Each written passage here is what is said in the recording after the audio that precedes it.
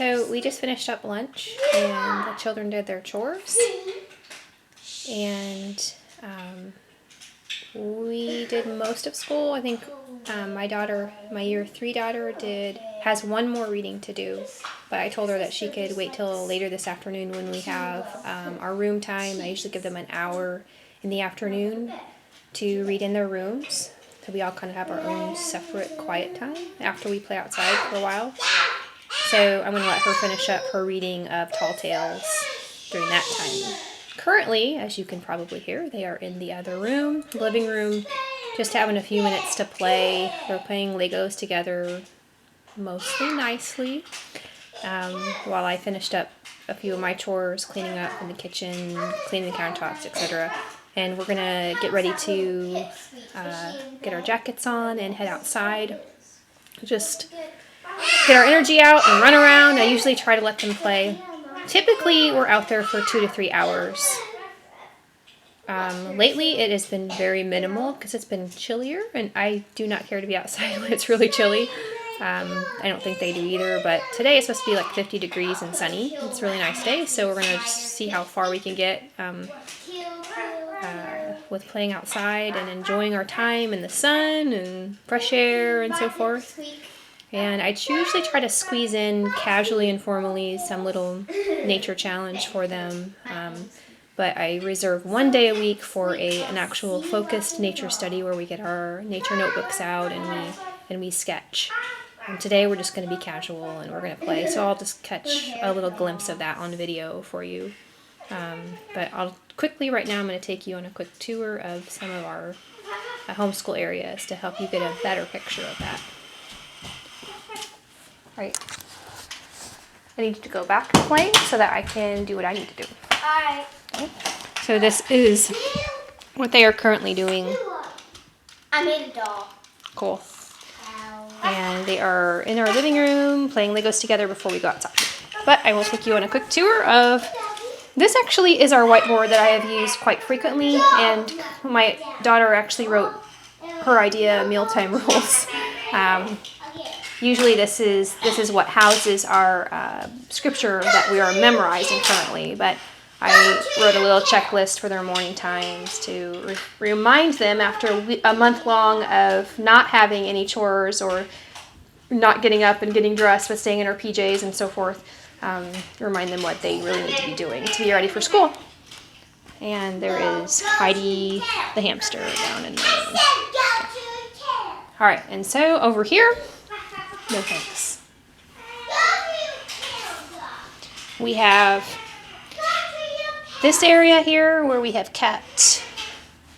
It's really hard. I'm holding a laptop right now trying to film this and trying to figure out which way to rotate it so that you can see well. But this down here is where we house our books. I keep their baskets on the floor. Actually, nothing fancy, but this is Isabella's basket and Josiah's basket, and just this week, Sophia gets her own basket. And it has things like, well, she put her frozen magnets in there, but she has her books, her book bag has the things that she's learning how to read and that I read to her. And then there's Josiah's, all of the things he needs there, and Isabella's. Also included in there, which I did not get a video of, is they have a hymn book that we just keep track of the hymns that we are singing and learning together. And then over on this shelf, I just have the books that we use, but we aren't using in this particular week. So A Child's History of the World is not on the schedule, so it just gets housed over here. And then when we use that, I just easily access this basket to put in their baskets for the week. And then up above that, we've got all of our Bibles, and we're in community Bible study, so they've got their workbooks for that. And school supplies and so forth up there. And then next to that, we have a bulletin board. And I usually put the picture up that we're studying for picture study. We are going to be studying Leonardo da Vinci, and there is the first picture that we're going to study this week. Most likely tomorrow we'll take a look at the Mona Lisa. And then just a little tidbit about Franz Schubert. And And I did not get a video of this, but we basically just listened to his music on Pandora, some of his compositions on Pandora or Spotify. And this morning we got up early and first thing we turned the music on during chores time, and then we kind of stretched and exercised to his music. So that was kind of our composer study today. A little informal, but that's kind of the way it worked out this week. And a lovely snowflake by my daughter.